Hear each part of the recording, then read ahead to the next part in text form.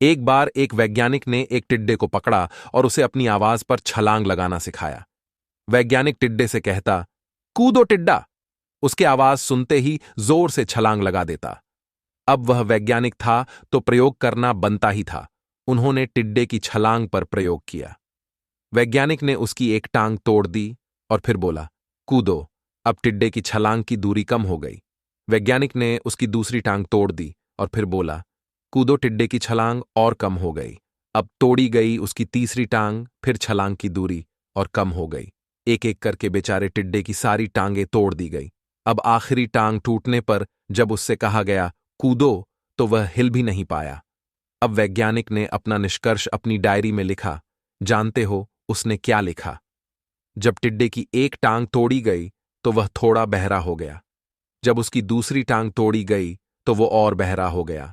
हर टांग टूटने के साथ वो और बहरा होता गया और सारी टांग टूटने के बाद वह बिल्कुल बहरा हो गया। अब जोर जोर से चिल्लाने का भी उस पर कोई असर नहीं हुआ। वो तो अपनी जगह से हिला तक नहीं, छलांग लगाना तो दूर की बात थी। इस कहानी को सुनकर सभी को ऐसा ही लग रहा है ना कि क्या मूर्ख वैज्ञानिक था, इतनी सीधी सी बात उसे समझ में नहीं आई। या कुछ लोग ये भी सोच रहे होंगे कि ये तो किसी बच्चे को भी पता है कि टिड्डे की छलांग उसके टांग टूटने की वजह से कम होती जा रही थी, ना कि वह बहरा हो गया था। दोस्तों, हम सभी जीवन में कई बार ऐसे ही मूर्ख बन जाते हैं।